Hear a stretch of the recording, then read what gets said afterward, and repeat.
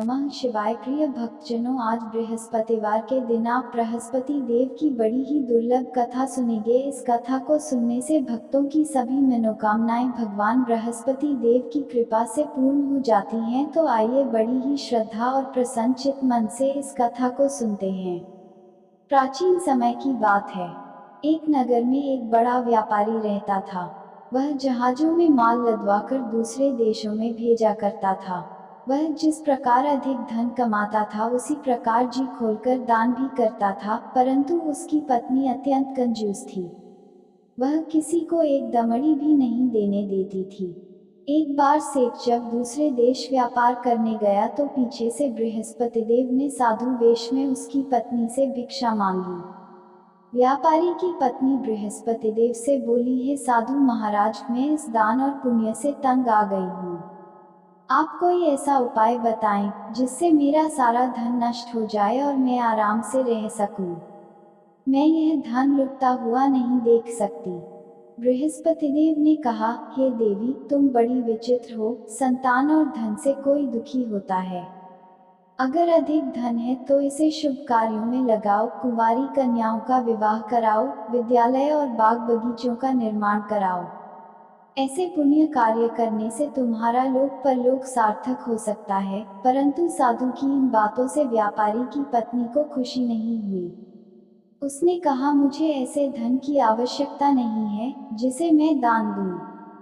तब बृहस्पति देव बोले, यदि तुम्हारी ऐसी इच्छा है तो तुम एक उपाय करना।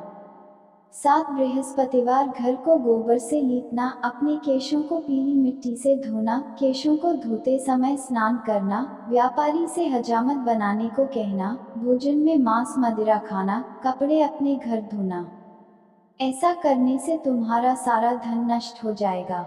इतना कहकर बृहस्पति देव अंतर्ध्यान हो गए। व्यापारी की पत्नी ने बृहस्पति देव के कहे अनुसार 7 बृहस्पतिवार वैसा ही करने का निश्चय किया। केवल 3 बृहस्पतिवार बीते थे कि उसी समस्त धन संपत्ति नष्ट हो गई और वह परलोक सिधार गई। जब व्यापारी वापस आया तो उसने देखा कि उसका सब कुछ नष्ट हो चुका है। उस व्यापारी ने अपनी पुत्री को सांत्वना दी और दूसरे नगर में जाकर बस गया। वहां वह जंगल से लकड़ी काटकर लाता और शहर में बेचता। इस तरह वह अपना जीवन व्यतीत करने लगा। एक दिन उसकी पुत्री ने दही खाने की इच्छा प्रकट की, लेकिन व्यापारी के पास दही खरीदने के पैसे नहीं थे।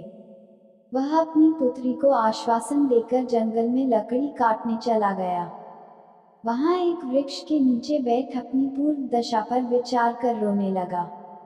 उस दिन बृहस्पतिवार था। तभी वहां बृहस्पति देव साधु के रूप में सेठ के पास आए और बोले, हे मनुष्य, तू इस जंगल में किस चिंता में बैठा है?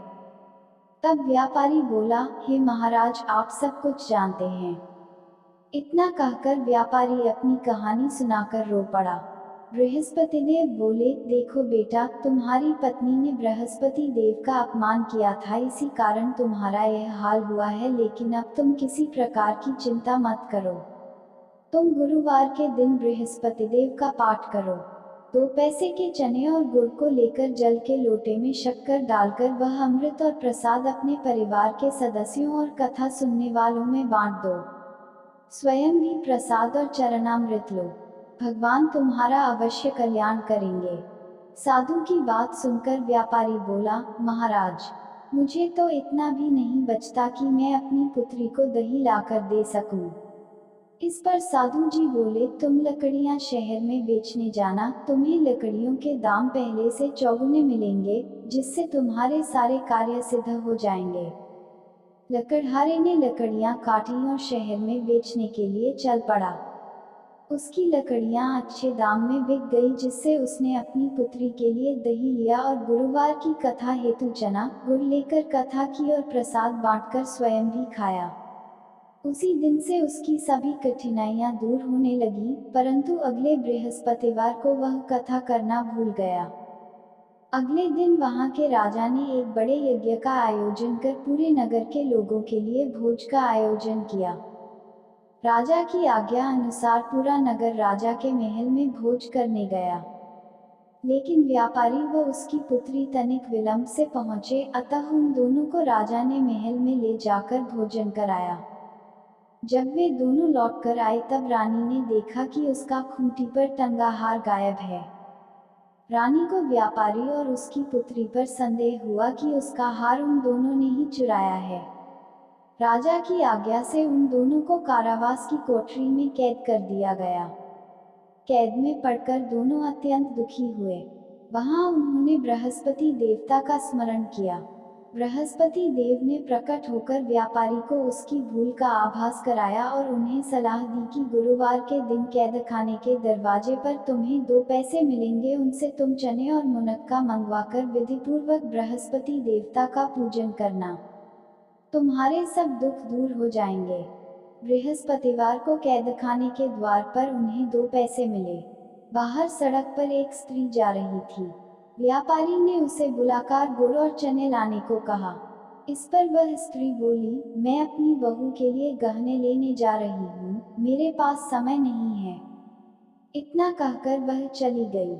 थोड़ी देर बाद वहां से एक और स्त्री निकली। व्यापारी ने उसे बुलाकर कहा कि हे बहन, मुझे बृहस्पतिवार की कथा करनी है, तुम मुझे 2 पैसे का गुड़ चना ला दो।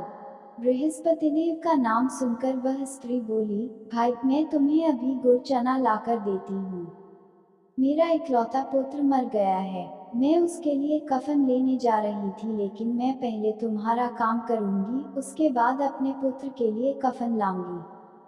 वह स्त्री बाजार से व्यापारी के लिए गुड़ चना ले आई और स्वयं भी बृहस्पतिदेव की कथा सुनी। कथा के समाप्त होने पर वह स्त्री कफन लेकर अपने घर गई। घर पर लोग उसके पुत्र की लाश को राम नाम सत्य है कहते हुए शमशान ले जाने की तैयारी कर रहे थे। स्त्री बोली, मुझे अपने लड़के का मुख देख लेने दो। अपने पुत्र का मुख देखकर उस स्त्री ने उसके मुंह में प्रसाद और चरणामृत डाला। प्रसाद और चरणामृत के प्रभाव से वह पुनः जीवित हो गया। पहली स्त्री जिसने बृहस्पतिदेव का निरादर किया था, वह जब अपने पुत्र के विवाह हेतु पुत्रवधू के लिए गहने लेकर लौटी और जैसे ही उसका पुत्र घोड़ी पर बैठकर निकला, वैसे ही घोड़ी ने ऐसी उछाल मारी कि वह घोड़ी से गिरकर मर गया। यह देख स्त्री रो रोकर बृहस्पति देव से क्षमा याचना करने लगी। उस स्त्री की याचना से बृहस्पतिदेव साधु वेश में वहां पहुंचकर कहने लगे, देवी, तुम्हें अधिक विलाप करने की आवश्यकता नहीं है। यह बृहस्पतिदेव का अनादर करने के कारण हुआ है।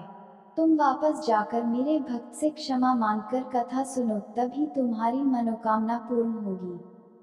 जेल में जाकर उस स्त्री ने व्यापारी से माफी मांगी और कथा सुनी। कथा के उपरांत वह प्रसाद और चरणामृत लेकर अपने घर वापस गई।